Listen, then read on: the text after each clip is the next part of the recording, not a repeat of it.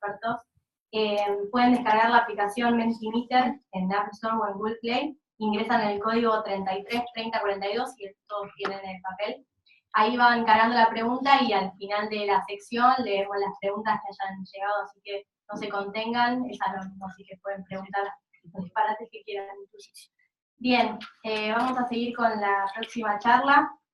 Está a cargo del doctor Pedro Greenblatt, él es jefe del servicio de endoscopía del Hospital María Ferrer y nos va a hablar de la termoplastia. Bueno, como corresponde, agradezco a todos. Yo soy neumonólogo, formación neumonóloga. Como todos saben, me dedico a la broncoscopía y voy a hablar de algo que por ahí es, como primera medida, un tratamiento no farmacológico. A pesar de todo, tengo un conflicto de interés porque estoy certificado por Boston Scientific y también puedo entrenar a gente en el uso de la termoplastia. Mis lugares de trabajo son estos. Yo tengo la posibilidad de trabajar en el ámbito público, en el ámbito privado, y entonces puedo, digamos, opinar desde ambos puntos de vista. Lo que ya se dijo acá, que el 10% de los pacientes tienen asma difícil control, pero así todo también se dijo, y vale la pena repetirlo, que consumen el 50% de los gastos en salud, o sea que es una población pequeña, pero que se lleva la mitad del gasto, o sea que es una población que debe ser tenida en cuenta en forma importante. La termoplastia bronquial, como ustedes saben, es el uso de radiofrecuencia, una energía térmica que lo que va a apuntar es a disminuir la hipertrofia que se sabe que existe en el paciente asmático del músculo liso, con lo cual, como tratamiento no farmacológico, va a permitir mejorar, y me pareció muy interesante lo que dijo Ricardo, que bueno, a uno le interesa calidad de vida, disminución de exacerbaciones, todo eso, aunque los números por ahí no sean trascendentes o no se logre el cambio deseado. La idea es esta, trabajar sobre el músculo liso. Se sabe que la termoplastia lo reduce, no está muy claro bien cuál es la función, pero aparentemente el músculo liso, según algunos estudios, tendría un rol importante en la inmunomodulación, en la producción de broncoconstricción, y podría ser importante trabajar sobre eso. Vamos a ver después que prácticamente todos los tratamientos no trabajan sobre el músculo liso, sino trabajan sobre los fenómenos inflamatorios. Es interesante que el GINA, en el Step 5, digamos, plantea la posibilidad de que en algunos casos y en algunos países donde haya entrenamiento suficiente se pueda hacer la termoplastia. También es cierto que menciona algunos factores que no dan buenos resultados, como es el caso del paciente con asma y además enfermedad sinusal crónica. La idea es esta, reducir el músculo liso. No quiero tocar esto porque voy a hacer lío. Reducir el músculo liso a un paciente normal, a un paciente con hipertrofia, y también uno ve cómo la reducción del músculo liso, si bien no consigue una apertura de la luz, mejora francamente los valores espirométricos también y la mejoría clínica del paciente. ¿En qué se basa la termoplastia? La termoplastia se basa en este sistema que es un catéter, que se denomina catéter Align, que es un catéter que tiene en el extremo una punta como una cesta, que se abre a los 4 puntos cardinales y que utiliza un generador, que es un generador común de radiofrecuencia, pero que tiene la ventaja de que cuando uno aprieta el pedal, automáticamente va a funcionar durante 10 segundos y va a producir una energía de hasta 65 grados. Aunque uno mantenga el pedal apretado, esto no va a cambiar. O sea que no se puede usar un generador común que puede haber en un quirófano de radiofrecuencia, porque uno no tendría forma de medir cuánta energía está produciendo. Por otro lado, hay que tener en cuenta que el procedimiento, según los trabajos de lugares donde tienen más experiencia, lo plantean como un procedimiento ambulatorio. Para nosotros todavía debe ser considerado un procedimiento hospitalario, por eso el signo de pregunta. Se utilizan para ello 3 sesiones de tratamiento, no se hace en un único tratamiento. Es un tratamiento complementario y para nada es un tratamiento que pretende reemplazar el tratamiento farmacológico. Se supone que los pacientes, si tienen buenos resultados, van a necesitar menos utilización de medicamentos o van a poder, digamos, desescalar los tratamientos que tienen. El procedimiento se puede utilizar a través de un broncoscopio común de diagnóstico, y esto les digo para quienes puedan tener interés en el procedimiento.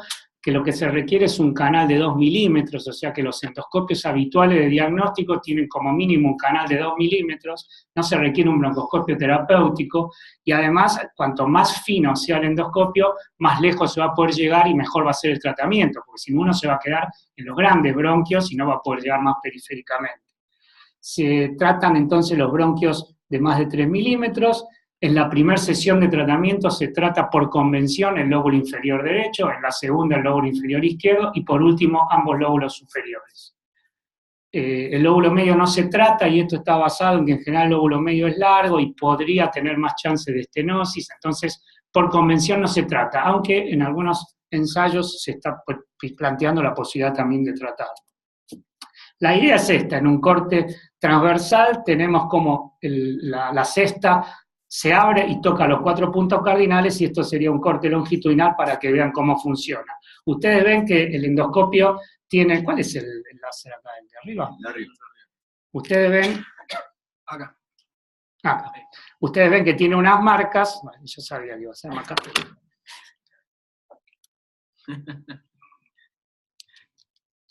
Ustedes ven que tiene unas marcas y esas marcas están puestas cada 5 milímetros. Entonces uno avanza con el catéter lo más periféricamente posible, generalmente como para los que tienen experiencia, como si hiciéramos una biopsia transbronquial, tratamos de llegar hasta el final y nos venimos hacia nosotros unos 5 o 6 milímetros y de ahí empezamos a correr de a 5 milímetros. Y estas marcas nos ayudan y terminamos en la parte principal del bronquio hasta tocamos el bronquio más grande. Para que ustedes tengan una idea, los ensayos con termoplastía empezaron al principio de la década del 2000 y recién en el año 2011, 2012 la FDA termina de aprobar este procedimiento y cómo se empezaron estudios de factibilidad, de seguridad, hasta el estudio pivotal, que es el estudio denominado AIR-2. El estudio AIR-2 es un estudio que incluyó la posibilidad de hacer, se hizo en asma severo persistente y pacientes que estaban sintomáticos a pesar de tener altas dosis de corticoides inhalados y el uso de LABA. Y el objetivo primario fue mejorar la calidad de vida, exclusivamente. Lo que se hizo fue un estudio doble ciego simulado. ¿Qué significa esto? Se dividió en dos. 2 pacientes eran tratados con termoplastía y un paciente era solamente realizada la endoscopía y no tratado. El estudio, uno puede decir, bueno, pero yo sé a quién le hago y a quién no le hago. En realidad el ciego es el neumonólogo que evalúa a los pacientes después del procedimiento, que no sabe a quién trataron realmente y a quién no. O sea, que no es un ciego real para quien hace el procedimiento. Y entonces, ustedes tienen el grupo tratado, sigue utilizando corticoides, LABA y termoplastía, y el otro simula la termoplastía. Se utilizaron casi 300 pacientes, se hicieron en 30 centros y de los Estados Unidos casi la mitad de los centros. El seguimiento se hizo como habitualmente se hace en estos ensayos, a los 3, 6, 9 y 12 meses. Y también se continuó, y después van a ver por qué, la FDA le exigió a la empresa que continúe con estudios a 5 años para ver si había o no complicaciones no esperadas. Lo más importante es todo lo que está en rojo. Lo que se vio es, bueno, además, como signo de incremento, los pacientes mejoraban medio punto de incremento en el test de calidad de vida y fundamentalmente se veían importantes caídas de las exacerbaciones, la reducción de visitas a emergencias, pacientes que pasaban menos días sin poder ir a trabajar, menos días sin faltar a su escuela o a la universidad. Lo que se vio es que no hubo eventos no anticipados como muertes relacionadas con el dispositivo y el perfil de seguridad se consideró aceptable. Esto es más o menos un gráfico de que fundamentalmente todos estos eran sin duda superiores a los que se habían simulado, o sea, los pacientes que respondieron eran los que realmente habían sido tratados. En total se hicieron para este estudio AIR-2, 850 broncoscopías, y esa es más o menos la división, o sea, 2 tercios se hizo tratamiento y 1 tercio se simuló. No hubo muertes, tampoco se produjeron neumotórax, ni hubo necesidad de pacientes en ponerlos en asistencia respiratoria, ni estenosis. Por supuesto, los efectos adversos fueron mayores en este grupo, pero en general eran como exacerbaciones del asma, como crisis asmáticas que respondían rápidamente al tratamiento. Y en general los pacientes tuvieron en el post-tratamiento menos riesgo y necesidad de hospitalización.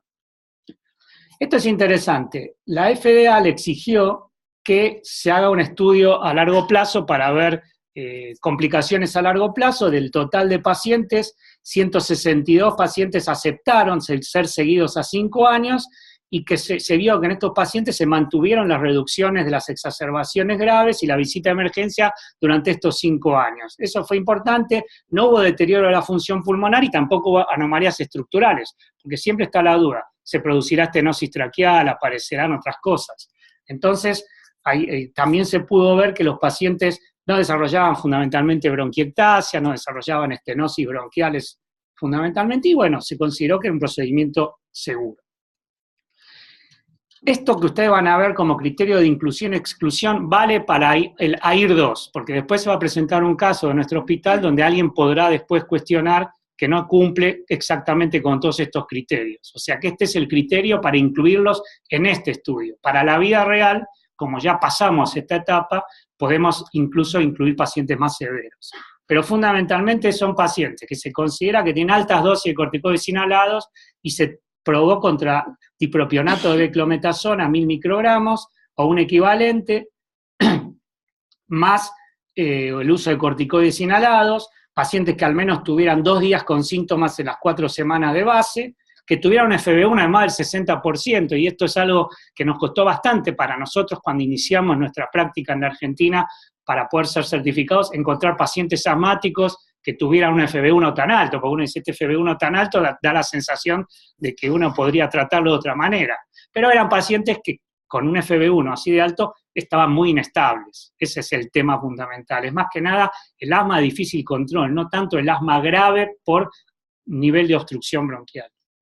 Y que necesitaran 8 PUF, menos de 8 PUF de medicación, excepto si son pacientes que usan los PUF para ejercicio. Y bueno, dentro de las contraindicaciones, que tuvieran un FEV1 menor, que tuvieran, por ejemplo, reflujo gastroesofágico descontrolado, que tuvieran episodios de sinusitis, o que hayan estado internados en el último año. Por supuesto, pacientes que no puedan ser sometidos a una broncoscopía por alguna contraindicación específica del procedimiento. Entonces, siempre es importante encontrar pacientes que estén bien estudiados, que tengan asma severo, y estar seguro de que lo que tienen es asma. Ese famoso, no todo lo que silba es asma, tiene valor porque hay otros diagnósticos que confunden con asma. Por supuesto, esto requiere de centros que puedan estar seguros de que el paciente tiene asma, y la idea es que tengan menos síntomas. Por ahora, el procedimiento está reservado para mayores de edad, para personas de más de 18 años, no se han hecho ensayos en pediatría, pacientes que puedan ser sometidos a una broncoscopía, y muchas veces se puede hacer diagnóstico con pruebas funcionales, con test de metacolina, y también es importante hacerles como mínimo una tomografía para estar seguro que no tienen bronquiectasias, que no tienen algo que no sea asma, como muchas veces nos sucede un paciente con una estenosis o con un tumor traqueal o bronquial que en realidad silba y no tiene asma. O sea que todos esos pacientes deben ser sometidos como mínimo a una tomografía. ¿A quiénes no tratar? Como es un procedimiento que utiliza energía, que utiliza radiofrecuencia, por supuesto un paciente que tiene un marcapasos, porque va a interferir con el marcapasos, sobre todo el marcapasos digamos, si lo necesitara, hay pacientes que cuando son sometidos a cirugía, se pide al técnico de hemodinamia que lo desenganche, porque si no, no se podría hacer ni siquiera una cirugía y usar electrocirugía para parar las hemorragias. Lo mismo si tiene un desfibrilador u otro dispositivo implantado, si no puede soportar los medicamentos que se requieren para la broncoscopía, como todo tipo de anestésicos, y por el momento se asume que los pacientes pueden ser tratados una sola vez en la vida. Esto está en revisión en los centros más importantes, por ejemplo, el doctor Felix Herz, a mí me tocó ver, estando con él en Alemania, que estaba tratando por segunda vez a una paciente que había tenido una respuesta inicial buena, después dejó de tenerla y él le estaba haciendo un segundo tratamiento. En ese momento era out of label, probablemente en el futuro se pueda tratar, porque no se trata toda la vía aérea. Como ustedes ven, hay 5 milímetros que no se tratan. Está bien, es muy difícil invocarla después en los 5 milímetros que no se trataron, pero probablemente haya zonas que todavía tengan chance de responder. Por ahora se usa por única vez. Cuando se hace el procedimiento se utiliza este mapa y se va registrando con exactitud en cada sector cuántas activaciones se hacen y se va terminando el mapa. Fíjense que el lóbulo medio está ahí con una raya de prohibido. pero esto es importante. ¿Cómo se hace el procedimiento? Por supuesto, el paciente tiene que estar bien evaluado. Antes del procedimiento, los 3 días previos, el día del procedimiento y el día después, el paciente va a recibir 50 miligramos de metilprednisona para que esté en la mejor condición posible, porque muchos de estos pacientes solamente con el anestésico, la intubación o lo que se usara suelen ser muy reactivos. Por supuesto, se les hace una evaluación funcional a la mañana del procedimiento para ver que estén estables y que los valores espirométricos con que decidimos mandarlo no hayan caído y no esté sufriendo una exacerbación en ese momento. Estos pacientes se utiliza anestesia, bueno, además del tipo de sedación que se utiliza, digamos, habrá lugares donde lo hacen bajo anestesia general, con el paciente intubado, lugares donde lo hacen con máscara laringea, con sedación consciente. Esto depende de la experiencia de cada lugar. En nuestro caso, yo tengo 3 pacientes tratados, los 2 primeros fueron con máscara laringea y la tercer paciente se le colocó un tubo porque tenía una cara que no adaptaba bien a la máscara y se prefirió intubarla. No es porque fuera fea ni nada, no tenemos ese problema. La evaluación funcional entonces es importante.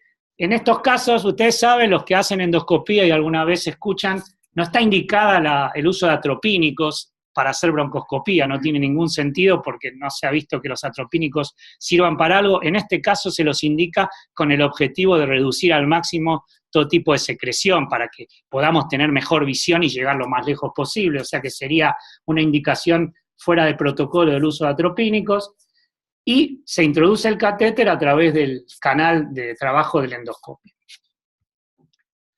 Con respecto al alta, digamos, el paciente bien, le hicimos el procedimiento y ¿cuándo lo damos de alta? En general tratamos de que el paciente, para ser dado de alta, tenga un FB1 que por lo menos esté cerca del 80% del que hicimos en la mañana del procedimiento. Porque si no, digamos, preferimos mantenerlos hasta lograr en lo posible ese FB1. Por supuesto que no tengan hipoxemia, que no estén taquicárdicos, que puedan alimentarse, que tengan un estado mental satisfactorio, que no tengan hemóptisis. A nosotros nos tocó ver durante el procedimiento, por ahí en algún momento que el paciente venía sangre, que rápidamente se controló, que tengan un requerimiento alto de broncodilatadores, o sea, que estén exacerbados de alguna manera, y que no tengan, por supuesto, alguien que los pueda acompañar en el hogar. En general, el seguimiento es este que se menciona acá. Los test, hay que hacerle una espirometría antes de darlo de alta, y después, una vez que el paciente se va de alta, hay que contactarlo telefónicamente para evaluar su estado, y como el periodo entre el primer tratamiento y el segundo tratamiento no debe ser menor a las 3 semanas, evaluar que esté en condiciones de un segundo tratamiento, porque puede suceder que el paciente todavía esté con los resabios del primer tratamiento y no haya logrado una estabilidad suficiente, y entonces a veces hay que posponer el segundo tratamiento. Tener en cuenta esto, el paciente siempre vuelve con su médico de cabecera.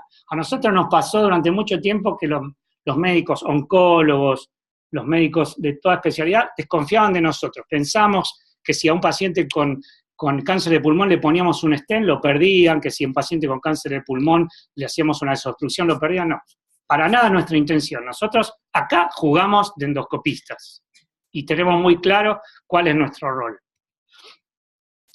Bueno, cuando posponemos el procedimiento, si el paciente tiene una infección activa, si tiene un ataque asmático, hubo que cambiar la dosis de corticoides en los últimos días, si tiene un trastorno de coagulación, o si por ahí necesita algún producto que no permita hacerle una broncoscopía en ese momento. Yo les voy a contar uno solo de los 3 casos, porque para no, digamos, pasarme con esto, no son muchos, pero llevan tiempo contarlos. Esta era una paciente de 64 años, mujer, que tenía asma desde los 43 años, o sea, está descrito como un asma de comienzo tardío, pero en su adolescencia ella manifestaba broncoespasmo en primavera, o sea que a ella alguien le dijo asma después de los 43 años, probablemente lo tenía de más chica. En el 1992 tuvo una trombosis venosa profunda, en el 1993 tuvo una crisis de asma que debió ser atendida en emergencias, en el 2000 tuvo una última internación, por suerte nunca había estado en asistencia respiratoria, tenía diabetes tipo 2, era una señora con un índice de masa corporal aumentado, bueno, tenía todo este tipo de cirugías que se cuenta ahí, estaba jubilada de comercio, y de los 2 hijos que tenía, una era asmática. Ella tenía un muy mal control de su asma, muchas visitas a emergencia, usaba esteroides orales. Fíjense, en mayo, junio y octubre del 2013 tuvo que usar corticoides orales, tenía 13% de eosinófilos, una IgE muy aumentada. Después se podrá discutir por qué nadie le planteó hacer algún biológico, no sé. En ese momento, la paciente cuando es presentada para este procedimiento, toda esa medicación que recibía, y más o menos estos eran los valores de ella. En el año 2013, fíjense que claramente tiene obstrucción, su tifenó es un tifenó bajo, pero tiene FB1 más o menos buenos, o sea, por lo menos no son tan bajos respecto de su teórico. Esto es en el agosto del 2013, octubre del 2014, o sea que más o menos se mantenía con esos mismos valores, siempre la relación FB1-FBC era baja, y se hace el primer episodio de termoplastía el 16 de diciembre del 14. El FB1 de ella, antes del procedimiento, post broncodilatadores, era del 72% del teórico, o sea que entraba en lo requerido para el estudio AIR-2. Se hace el procedimiento, lóbulo inferior derecho, 73 activaciones, ingresa con un ACT de 8. Se hace el procedimiento, al día siguiente, fíjense cómo hay una caída del BEF1 claramente, y al otro día va mejorando y se va de alta con el 88%, o sea, 1,27 es el 88% de 1,43, se va de alta en esas condiciones. Fíjense, esto es importante, me interesa destacarlo, porque esta es la radiografía inicial y esta es la radiografía post-procedimiento. Algo pasó acá, trabajamos sobre el lóbulo inferior derecho. La segunda sesión fue a las 3 semanas, casi exactamente. Fíjense que el BEF1, ya acá era un BEF1 del 100% del teórico, y al día siguiente del procedimiento vuelve a caer el BEF1, pero se va de alta con el 77% del teórico, no el 80%, bueno, tampoco hay que exagerar. Pero también vuelve a pasar esto. La señora, esta era la radiografía preprocedimiento, se había mejorado ese infiltrado inicial del lóbulo inferior derecho, pero ahora le aparece un infiltrado al día siguiente en el lóbulo inferior izquierdo. Efectivamente, la energía, la injuria térmica hizo lo suyo. Bueno. Hay que darle de alta. Bueno, finalmente la señora, el tercer procedimiento tomando bien, me interesa mencionar esto, porque esto salió publicado recientemente, el hecho de que estos pacientes, tanto por radiografía como por tomografía, hacen infiltrados pulmonares que se autolimitan, o sea que algunos hasta sugieren ni hacerles estudios radiológicos. Bueno, y para que vean a largo plazo como la señora a un año de seguimiento mantiene un ACT de 24 y está libre de exacerbaciones al año del procedimiento. Para ir terminando, no queda muy claro, se piensa que la termoplastía podría ser una especie de terapia modificadora de la enfermedad. Es la única terapia específica dirigida al músculo liso, porque hoy está todo vinculado a lo inflamatorio. Yo pasé por la etapa de la broncodilatación, después vino los corticoides inhalados, y ahora se le está dando de nuevo atención al músculo liso. No, lo que se ha visto es que los pacientes utilizan menos los servicios de salud, por lo menos en los pacientes tratados. Y esto, para terminar y sin querer entrar en controversia, se hizo un estudio de una comparación indirecta entre los estudios pivotales de termoplastía y de omalizumab, y lo que se ve, que creo que esto es lo más interesante, que basándose en el análisis, la termoplastía se compara bien con una farmacoterapia potencialmente más costosa para el asma, o sea, sería menos costosa, y que habría que ver las preferencias del paciente. Uno por ahí podría plantearle al paciente resultados, tiempo de tratamiento, eso se puede discutir y lo dejo abierto a la discusión, y con esto cierro. Muchas gracias. La pregunta de esta charla la vamos a dejar para después del caso clínico, a propósito de la termoplastía, que va a presentar la doctora Mariela Guevara. Les recuerdo que pueden hacer las preguntas que quieran al final del caso clínico. Se van a leer algunas de las preguntas que te enviaron, si no, pueden acercarse a los speakers a hacerlas personalmente.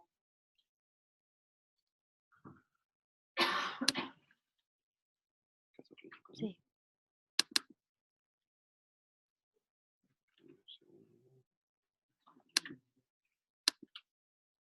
esa persona? Esa es ahí, Marco.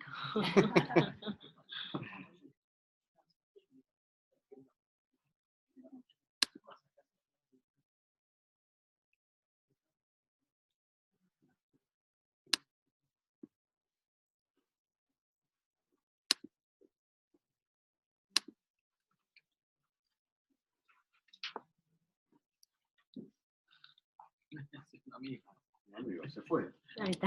No, no, sí. Bien. Se fue.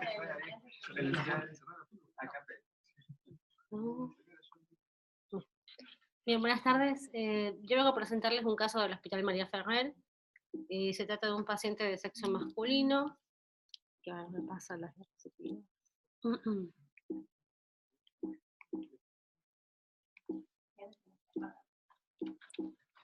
No me pasa ni con las flechitas.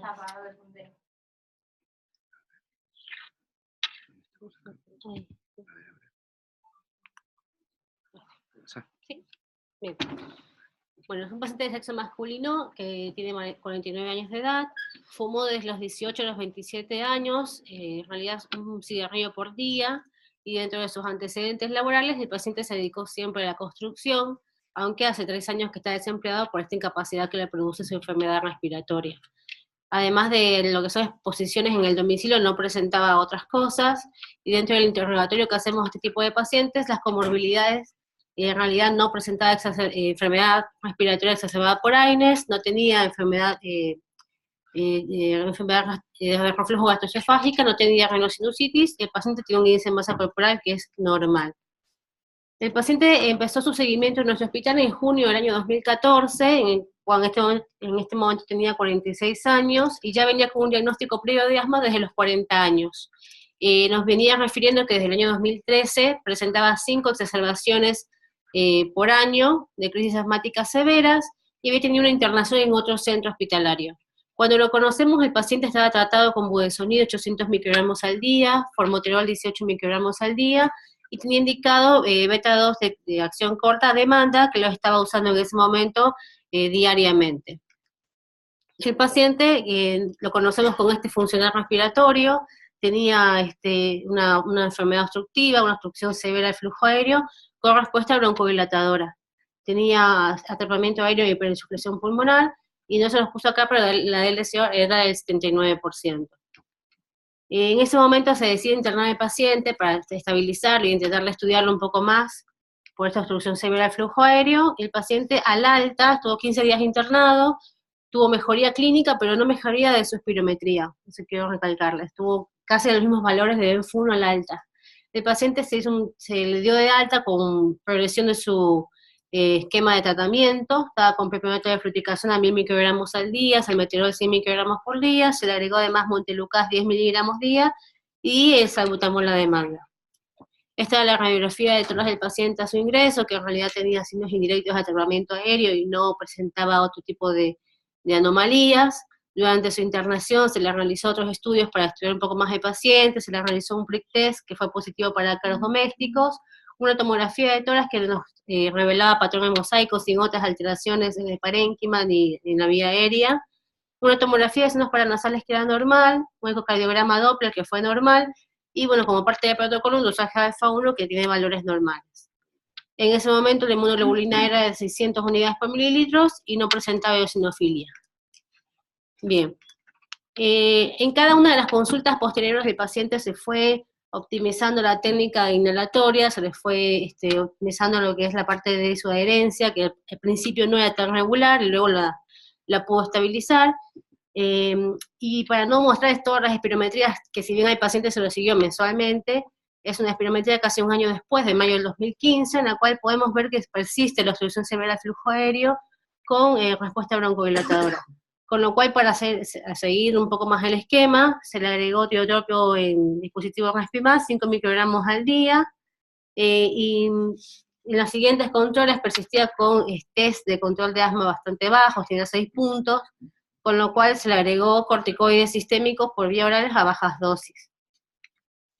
Bien, asimismo el paciente siguió con los controles, Persistía sintomático, tenía muchos síntomas diarios, usos de beta-2 diariamente, no volvió a internarse, pero tenía múltiples consultas por guardia. Se le dosó inmunoglobulina D nuevamente, que tenían valores más altos al previo, con 1100 unidades por mililitros. Ya en este momento ha presentado eosinofilia periférica leve, con 300 células por mililitros cúbicos, y en estas fechas se hizo todos los trámites para que el paciente se pueda empezar a tratar con omalizumab, que por el peso y el valor le correspondía usar 600 miligramos cada 2 semanas. A pesar de eso, esto fue ya hasta este año, a principios de este año, el paciente por problemas burocráticos, el omalizumab no pudo seguir usándolo, pero siguió sintomático, siguió con consultas a guardia, siguió con síntomas diarios, y esta es la espirometría de este año. Pueden ver que persiste con esta obstrucción severa del flujo aéreo. En algún momento no llegó a tener por valores para cumplir que tenía criterios de broncodilatación, pero actualmente el paciente persiste con esta espirometría, persiste con esta disnea que se ha hecho habitual en su vida, clase funcional 3, su último test de control de asma fue de 9 puntos, y un poco discutido, se decidió iniciar citromicina 250 trisemanal. La realidad es que con ninguno de estos tratamientos el paciente ha podido mejorar sus síntomas, ni su espirometría, ni sus consultas a la guardia. Actualmente, como para que resuman con qué está el paciente, es un paciente que se encuentra con fluticasona, 1000 microgramos, más almetilol 100 microgramos por día, está usando tiotropium respimab 5 microgramos por día, está usando acitromicina 250 trisemanales, ya no montelukast porque no tuvo ninguna respuesta y por obvias razones el paciente no tiene obra social, así que le cuesta mucho conseguir a veces la medicación, y está con prednisona a baja dosis. El omalizumab actualmente no lo recibe hace unos meses por temas, como les decía, burocráticos, y el salbutamol que lo viene usando de forma diaria. En este paciente fue discutido en un ateneo del hospital, un poco más para ver qué alternativa farmacológica o no farmacológica podíamos ofrecerle para mejorar un poco la calidad de vida del paciente, y nos enfrentamos a un paciente entonces de 49 años, que tiene un BF1 pre-broncodilatador cercano al 40%, que el tratamiento está actualmente en un step 5 y que tiene un test de control de asma de 9 puntos. Frente a esto, se planteó en el comité del hospital si usar o no otra opción como la termoplastia bronquial. Entonces, ese era el propósito de presentar el caso hoy, aprovechar que están ustedes, si tienen algún caso similar, si tienen alguna experiencia con un paciente así, si nos pueden aportar algo más, o en base a lo que ya nos dijeron los doctores previos, el doctor Grimble, el doctor Del Olmo, qué otra opción actualmente podrían utilizar ustedes, ya que farmacológicamente en este momento no hay otra opción para ofrecerle al paciente. No, me gustaría invitar al doctor Del Olmo y al doctor Pedro a que pasen adelante si quieren comentar el caso, y le vamos a leer alguna de las preguntas que llegaron. Mientras tanto, yo te quería consultar, Sí. no me quedó claro si mejoró cuando empezó el omalizumab. Nunca mejoró. Es importante aclarar, recibió 6 meses seguro, porque le dieron 6 meses desde el ministerio, lo conocemos mucho todos en el hospital, en el laboratorio, todas las semanas se hace espirometría, así que lo manejamos. Recibió 6 meses seguro de omalizumab y es un hombre extremadamente cumplidor y que hace bien las cosas. Digo porque la mayor parte de las veces las cosas no están bien en ese aspecto, pero con este hombre es adherente, concurre, recibió 6 meses, como les decía, de omalizumab y la respuesta es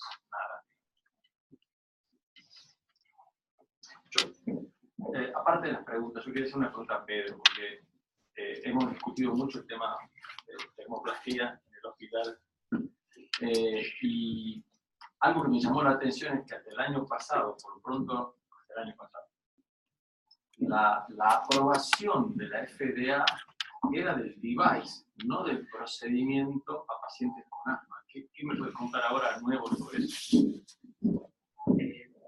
Yo esa pregunta me la hiciste una vez en un ateneo, Y te la vuelvo a hacer. sigo con la misma respuesta, digamos. Cuando se aprueba un device para un determinado tratamiento, se trata de demostrar que ese device es útil en esa patología en lo que se aprueba. Me parece, no sé, vos haces la comparación con el fármaco, pero creo que es lo mismo, se dice que el omalizumab es útil en tal cosa, Pero ¿qué es lo que se aprueba? El uso de omalizumab, la inyección de omalizumab en el individuo. Acá lo que se aprueba es el uso del device. Yo no sé, me parece que es más filosófico que real, por supuesto. Lo que está aprobado es el device, pero para esa patología. ¿Cómo puede suceder? Vamos a parangonarlo con las válvulas. Las válvulas fueron aprobadas para el tratamiento con enfisema. Después se incorporó el uso de una agulla gigante. Después se incorporó el uso de pacientes con alfa-1 antitripsina baja, que al principio no lo tenía. Es el mismo device, pero van apareciendo nuevas indicaciones. Así que yo creo que para mí el hecho de que haya sido aprobado el device para pacientes con determinado tipo de asma es suficiente, pero bueno, eso sería menos exigente. Siempre hemos discutido con Pedro este tema porque hay un tema clave que es el costo, digamos. Entonces, si uno tiene pacientes, saquemos este cuadro clínico que recibió de todo, pero si uno tiene pacientes que tienen que pagar, digamos, es diferente cuando hay un pagador claro que se hace cargo de las cosas. Y yo discutíamos mucho con Pedro que los pacientes podrían entrar a ensayos clínicos con cualquier molécula, ¿sí? Con cualquier biológico, y que de eso no se hace cargo el paciente. El problema acá está en que, más allá de que sea un costo único y de todo esto, es quién se hace cargo de estas cosas en un procedimiento en el cual claramente, yo diría, la mayor parte de los países en el mundo están en una etapa de entrenamiento y de conocimiento del método. Entonces, en esa curva de aprendizaje, uno se imagina que los pagadores deberían hacerse cargo de los costos y no los pacientes, porque acá el paciente que no tiene nada tiene que recurrir al ministerio, ¿no? En realidad, igual que con biológico. En realidad, vamos a tomar el caso de omalizumab, que es algo que ya está ensayado, no sé en qué año se aprobó el omalizumab. 2006. Bueno, desde el 2006 en adelante, cuando vos prescribís omalizumab, lo paga alguien. No se lo ingresa en un ensayo clínico de omalizumab, porque ya terminó. El laboratorio hizo el gasto, demostró que esa molécula es efectiva y terminó. Puede ser que haya ensayos clínicos con otras moléculas, y esa es la opción que tienen desde los farma. Pero bueno, no hay distintas variables de termoplastía o de cosas parecidas para decir, bueno, como la termoplastía es cara, lo pongo en un ensayo clínico de algo parecido a la termoplastía. Por supuesto, desde el punto de vista del financiador, el gasto lo hizo. Incluso, fíjense que la empresa original que desarrolló la termoplastía se llamaba Asmatex. Asmatex, la FDA le pide más estudios y lo tienen que vender y lo compra Boston. Bueno, ya pasó todas las etapas. No vas a encontrar en este momento un ensayo clínico y estás igual que con el omalizumab. ¿Quién te cubre el omalizumab? O la Seguridad Social, o el Estado Nacional, o el Estado Provincial. Estamos en esa misma etapa. Si apareciera, que cada tanto aparece, a mí me consultan muchas veces para preguntarme qué me parece, si se podría usar tal cosa, pero después no pasa nada, porque se ve que la industria se le ocurre que se podría usar ahora en lugar de calor, frío, o en lugar de calor y frío, calor a menos temperatura, o frío a más temperatura. Probablemente haya nuevos ensayos, incluso en el Congreso en Milán va a haber ensayos de crioablación en bronquitis crónica, por ejemplo, y cosas nuevas.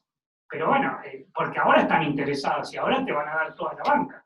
Pero bueno, acá hay gente de la industria y saben que no van a hacer otro ensayo con la droga que ya está aprobada, porque les costó mucho aprobarla. O sea que yo creo que ese dato no va más. Yo simplemente quiero mencionar que en este caso puntual, ustedes ven las dificultades que tengo yo en el hospital, porque tengo al doctor Delormo, al doctor Kolodenko, a gente que sabe mucho de esto.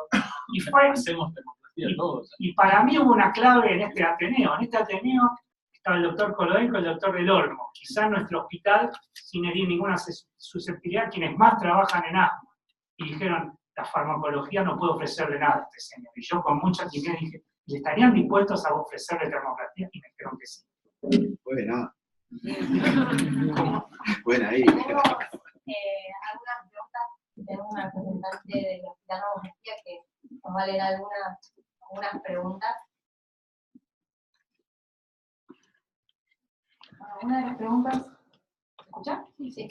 Es si existe la experiencia del tratamiento combinado con omalizumab y termoplastía. No es que hayan, no hay ensayos que hayan estudiado esto. En realidad, no se conoce muy bien a dónde poner la termoplastía, si antes de los biológicos o después de los biológicos. Lo que sí hay reportes de pacientes que han usado biológicos y después han ido a usar termoplastía, como es el caso que probablemente vaya a ser este hombre, en el cual aclaro que se ha avalado absolutamente todos en el Ateneo que el paso siguiente para este pobre paciente es la termoplastía. Pero un ensayo sobre eso, no. Y de hecho, yo le preguntaría al auditorio qué harían ustedes, digamos, primero termoplastía y después un biológico si no anda, o al revés. La respuesta es, qué sé yo. ¿Cómo? Depende de lo que uno tenga disponible. O sea, si el ministerio le da lo omalizumab, uno empieza con omalizumab, si no tiene disponible la termoplastía, digamos. Lo que pasa es que estamos hablando de todas cosas que son económicamente costosas. Ese es un gran problema. Si bien es verdad lo que dice Pedro, la termoplastía es un momento y se gasta el dinero en ese momento, y con un biológico uno sabe cuándo comienza, pero no cuándo termina. Eso es real. Pero la verdad es que, digamos, existen miles de pacientes, decenas de miles de pacientes tratados con biológicos y un poquito de pacientes tratados con termoplastía. Entonces, como el mundo está en esa curva de aprendizaje de la termoplastía, por ahí dentro de 5 años la respuesta puede ser diferente desde lo que hacen termoplastía. La otra cosa es que lo que sí está claro es que si el paciente está usando biológicos, uno debiera considerar que fracasaron después de un determinado tiempo. O sea, y por lo menos entiendo yo que es 6 meses como mínimo para decir que los biológicos no anduvieran. O sea que nada simultáneo, y sí tener certeza si empezó con biológicos y no anda bien, que haya pasado un tiempo necesario para decir que no sirve. Bueno, hay más preguntas. No. Perdón. No, yo quería hacer un solo comentario. Al revés te lo digo. El paciente que, o sea, siempre cuando investigamos en biológico se nos plantea lo siguiente. ¿Hasta cuándo? El paciente está bárbaro y ¿hasta cuándo lo sigo? Las veces que, bueno, con mepolizumab no te puedo decir porque con mepo estamos en la fase, tenemos 30 pacientes con mepo que como todavía, hasta que no se venda, salga a la venta, siguen con mepo. Con omalizumab siempre nos planteamos eso. Paciente está bárbaro, ¿hasta cuándo le sigo el omalizumab? Ahora, con el dupilumab, los 23 pacientes que terminaron el ensayo clínico de 3 años con dupilumab entre febrero y marzo de este año, todos a la fecha tuvieron exacerbaciones. Tenemos 2 internaciones. Sí, cuando terminó el estudio. Todos tuvieron exacerbaciones e inclusive 2 internaciones. O sea, algo hay algo ahí que en el omalizumab, por ahí vos, el paciente, porque la obra social no se lo paga, queda 3 o 4 meses y no pasa nada, esto suspende el DUPI y se vienen abajo mal. ¿Qué pensás? La experiencia es la misma. Los pacientes que han estado en la fase abierta, que han sido 2 años, más la fase cerrada, ciega, que son 3 años, Sí. Y los que yo sé que han recibido dupilumab, por lo tanto, durante 3 años, han tenido exacerbaciones. Yo tengo pacientes que han suspendido en julio del año pasado y a los 4 o 5 meses comenzaron progresivamente a estar con síntomas. Pero también tengo el único paciente al cual me animé a suspenderle omalizumab, digamos, a los 4 meses lo tuve que reiniciar porque se volvió a poner mal. Y bueno, son pacientes que, a ese paciente en especial lo conocí ventilado, o sea que bueno, uno tiene un cierto grado de temor con eso. Yo no estoy en condiciones de decir sobre termoplastía, pero recuerdo el caso que comenté de Alemania, una paciente que estaba volviéndose a tratar. O sea que también pasa, siempre hay algún paciente. ¿Vos te la bancás esta con 40 de vez para hacerle la termoplastía? Bueno, esa es una pregunta que se hizo. El ensayo AIR2 planteó un BEF más alto, sin duda, pero creo que en este caso, si los farmacólogos o los expertos en farmacoterapia plantean, no, pero creo que sí, que me la banco. Escuchame, hacemos cosas peores, no sé. Sí, me la banco. Vale, No sé si voy a no sé cuáles van a ser los resultados, pero me parece que no hay otra opción con este señor. Hacer una provocación tipo así. Bueno, les agradecemos muchísimo a Pedro y a Ricardo por haber venido y compartir no solo, digamos, el conocimiento, sino también la experiencia. Y para cerrar, vamos a hacer la pregunta choice que nos quedó pendiente. Perdón por las otras preguntas que no pudimos, la verdad es que tiempo se nos ha acotado un poco. Y después tenemos el break del almuerzo. Les recuerdo a todos los que no lo hicieron, si por favor pueden inscribirse en el mostrador que hay en el piso de abajo, a sus datos. Y bueno, muchas gracias a todos los que fijaron. La pregunta siguiente ya está disponible para que puedan elegir, ¿sí? Cuando hacemos termoplastía bronquial, y las opciones son: A, hacemos un mapa del procedimiento y no importa el orden secuencial de las áreas a tratar. B, no hacemos ningún mapa y seguimos un orden establecido de tratamiento previamente. Opción C, hacemos un mapa y comenzamos por el lóbulo inferior derecho, seguimos por el lóbulo inferior izquierdo y terminamos con ambos lóbulos superiores. Y por último, opción D, primero tratamos el lóbulo medio y luego el resto. Y recuerden que tienen 1 minuto para votar. Estamos medio equivocados.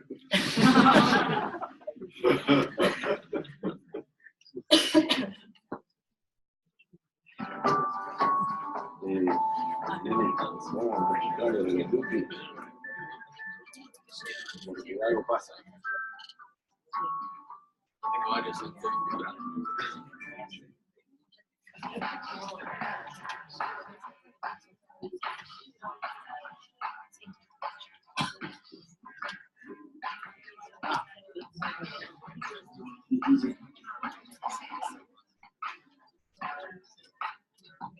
Últimos segundos.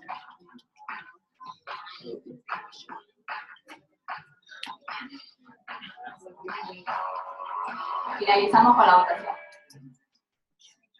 Y los resultados son... Muy bien. Está 4% loco. Bien, Muchas muchas gracias. El jueves.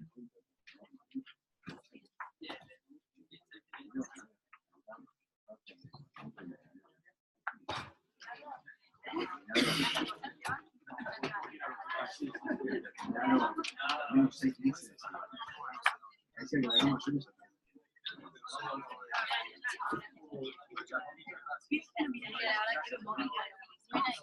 Sí, pero ahora que ahora.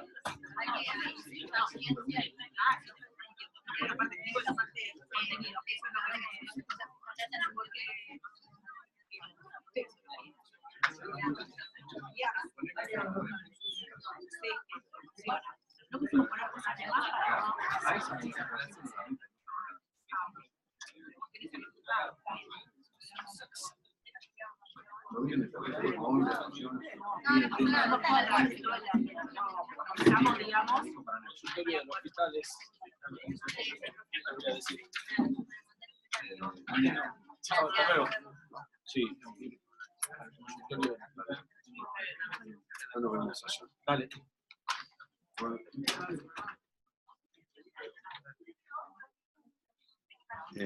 ¿Dieguito venía ahora? Sí, venía para el mediodía, me dijo. Sí, sí, está. Ah, bien. Sí, sí.